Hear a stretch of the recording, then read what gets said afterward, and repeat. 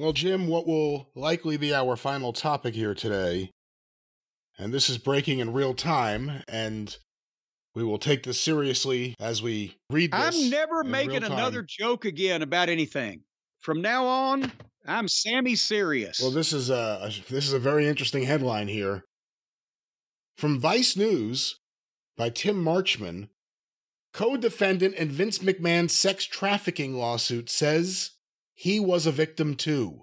Oh, damn it. The truth will come out, John Laurinaitis' attorney told Vice News. Oh, damn it. A lawyer for John Laurinaitis, a co-defendant in an explosive civil sex trafficking lawsuit brought last week against WWE founder Vince McMahon and WWE itself, appeared to corroborate central claims in the suit in a statement to Vice News today, while disputing Laurinaitis' role as described in the complaint. Edward Brennan, the lawyer, said that his client is himself a victim. The lawyer. Said that his client is himself a victim, just like the plaintiff, Janelle Grant, a former WWE employee. Wait a minute. Now Laurinaitis is, well, what'd you expect me to do? Vince is telling me to do these things to her. Quit. But let's go back to this. Quit? Yeah. How about on Tuesdays, Thursdays, and Saturdays, or whatever that schedule was? And I'm sorry if I'm making a joke about this, but I call bullshit here. On Tuesdays or Thursdays or Saturdays, when she got to his hotel room, is there going to be testimony that he was saying to her, how did we get in this position, Janelle?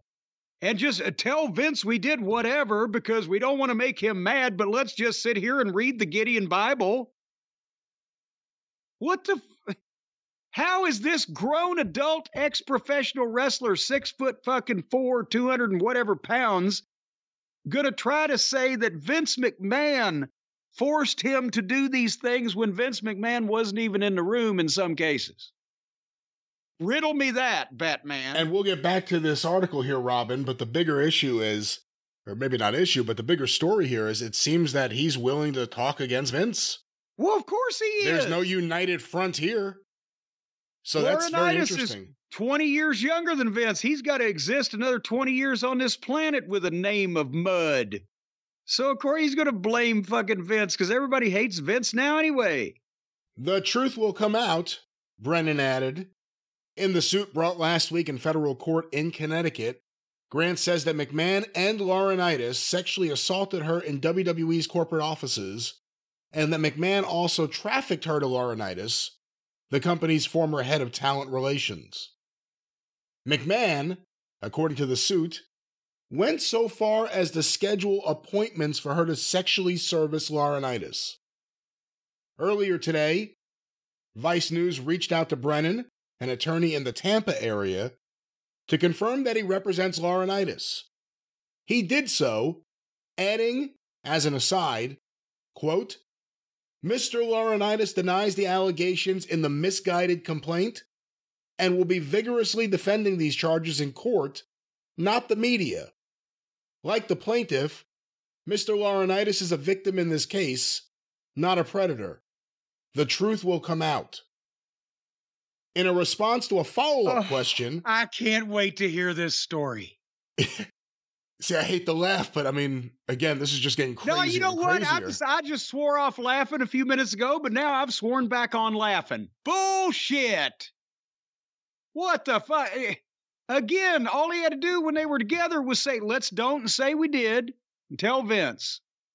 In response to a follow-up question seeking to clarify that he was indeed saying that McMahon was the predator and that Laurinaitis, like Grant, was a victim, Brennan wrote, read the allegations, read the federal statute, power, control, employment supervisory capacity, dictatorial sexual demands with repercussions if not met. Count how many times in the complaint Vince exerts control over both of them. The complaint, which can be read in full here, and there's a link, details allegations that McMahon instructed Grant to create explicit content for Laurinaitis and arranged a threesome between them, after which Laurinaitis declined to answer when Grant asked if this was the first time this has happened. Later, the suit says, She was transferred to the Talent Relations Department, which Laurinaitis headed, a transfer that came, the suit says, with the expectation from both McMahon and Laurinaitis that she engaged with Laurinaitis sexually, both physically and with explicit content. Let me stop there. It goes into Vince's comments that we read last week. Well, to be fair, let's read this. Mrs. Grant's lawsuit is replete with lies, obscene made-up instances that never occurred, and is a vindictive distortion of the truth, Vince McMahon said last week in a statement. So here we are. Laurinaitis is now saying he too was a victim. This is going to get really messy, isn't this? Well, and now that he said that, they're apparently going to tell some kind of story, and it's obviously not going to be a united front with Mr. McMahon and Mr. Laurinaitis staring across the courtroom at this young lady all by themselves. He's saying, fuck this. I'm not going to get any more on me than I already have. I'm going to blame Vince. And we asked earlier, what do you think he said to his family? I mean, we just talked earlier this show about the Bella statement. And now there's going to be people out there, well, you don't understand. I've worked in these trafficking and these arrangements. And yes, men can be victims also. God damn, John Laurinaitis. Fuck. Yes, he was a dynamic dude at one point, but he grew up a grown adult man that used to hire women wrestlers out of lingerie catalogs. I'm sorry, he's going to have a hard sell to convince me that he was a victim. And going along with all this, apparently with some element of exuberance. Matter of fact, if any of these acts were consummated, he had to be exuberant at some point. And now Vince was telling us all what to do. Yeah, see, that's what's going to be interesting. Janelle Grant's attorney has been doing interviews. And like I said earlier, she said other people have already reached out. Other people have been in touch. Now that you see someone is actually out there as an advocate for someone who said they're abused by Vince McMahon, if you were, you know there's someone out there who would be a friendly ear at a minimum. So all this is happening. Laurinaitis puts this out, or his lawyer, that he was a victim too. You have to wonder what Janelle Grant's side is thinking. You have to wonder what other accusers, other women who may have been in... If John Laurinaitis wouldn't answer how many times this has happened with Vince McMahon, that certainly leads one to think that it could have possibly been a thing that it was a recurring or a semi-recurring thing with... Well... Or who knows? It doesn't matter how many other times it may have happened. But let's say... I know that a lot of people, for whatever reason... just assume that, oh, goddamn, this job is the greatest thing that'll ever happen to me, and I need to keep this check. You know me, my only problem, I've never held anybody up for more money, a promoter. I've never showed up in no condition to perform, impaired in any way, shape, or form. I'm usually there early. I'm usually leaving late. I never stink in whatever performance, whether it's announcing, managing, or whatever. But my problem has been when I basically fucking get fed up and tell people what I fucking think of them or the situation that we're in because I've had all I can stands, I can't stands no more. Right? That's where I get into most of my trouble. Yeah. Can you imagine if, let's take this to another crime that you can be hauled into court for. Let's say that I came over to Vince's house one day and I found him out by the pool taking a goddamn bat to one of the gardeners. Just wailing away at beating the shit out of this guy. Vince, what the fuck are you doing? He's like, I'm tired. Here, take this bat and start kicking the shit out of this guy for me. What am I going to open myself up to being arrested, hauled into court on his say-so because I think he'll fire me if I don't beat this gardener up with a fucking bat?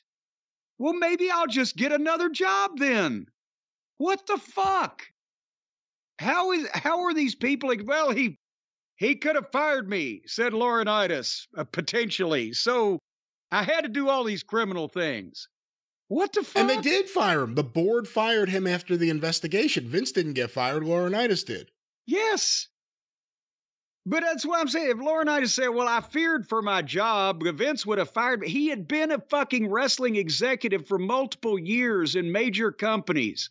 I don't think he'd be immediately in a cardboard box under the overpass if he was fired for not committing a crime on his boss's say-so. Does anybody have, unless he was interested in the crime that was being dangled in front of him? Well, the crazy thing is one of the specific things she alleges in her complaint is the locked room at Titan Tower that she's kept in, where McMahon and Laurinaitis take turns and at times restrain her while she says no, and one of them or both of them say no means yes and other things. That's in her complaint. He's now saying that he was forced to be a part of that too. Well, because he knows if he doesn't do his part that Vince isn't going to fucking like it. Again, I wish he'd had the same dedication to his wrestling matches that all sucked. You hate to doubt someone coming out like this. I mean, Now, we made some fucking jokes when we heard the initial news because it was goddamn preposterous on the face. It was out of this world, the first thing. It was out of this world. Yeah. But now this is even more out of this world, that if anybody, Laurinaitis is trying to put himself on the same level as this girl as being a victim, when he was, I don't know if this is the Stockholm Syndrome or what, but he was acting in consort with her captor and or tormentor, and now he's a victim. Let's see the text messages. Let's see the text messages. What could Vince hold over John Laurinaitis besides his job? The threat of physical violence? Please. Laurinaitis ain't fucking Hoist Gracie, but goddamn Vince is 80 and Laurinaitis is a large man. Yeah, he's like 6'6", right? He's 6'4". Oh, okay. Maybe. Well, 6'3", 6'4". 6'4". In wrestling, that's 6'6". Well, but the point being, how could you intimidate Laurinaitis? This worked Japan, this worked WCW, this is a 58, 59-year-old man at the time that's goddamn... No, I'm sorry. That doesn't fly, that he could be intimidated or scared into towing the line and fulfilling the role as in this Vince play that he's been cast in, unless he was willing to fucking do it. Or even if he didn't want to blow the whistle on the whole thing, tell Vince, hey, I'm sorry, but I ain't comfortable with this because of all kinds of shit could go on, and my wife's sick at home or whatever the fuck. I'll see you at the meeting. I'm not doing this. What the fuck? Seriously? Well, this will be very interesting to see what happens. Now, they said they're not going to really go public with this. I mean, they gave I want this to be on court TV. I want this testimony to be live telecast. Well, that's the latest on. We asked earlier, where's John? We asked earlier, where's John Laurinaitis? And now we at least know where his attorney is, Tampa. Yes. And boy, I'll tell you what.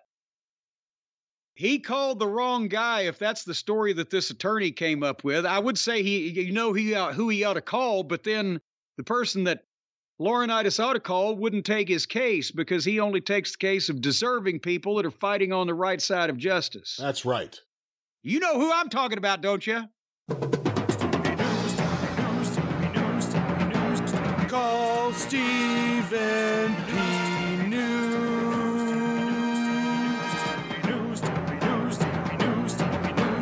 If you need to sue.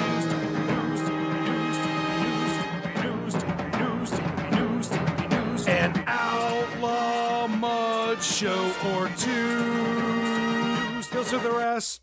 Oh, whether it's suing the governor of West Virginia, the incomparable Jim Justice, over the horrible jail conditions there, class action suits on part of opioid-addicted babies, people that have been poisoned by large corporations and their malfeasance of chemicals, or whether it's the guy that got CM Punk and Ace Steel separated from their previous place of employment with smiles on their faces as the result of the way that they had been treated, being brought into clear focus by the man, the myth, the legend, the barrister of the angels, Stephen P. New at newlawoffice.com, 877-50-STEVE.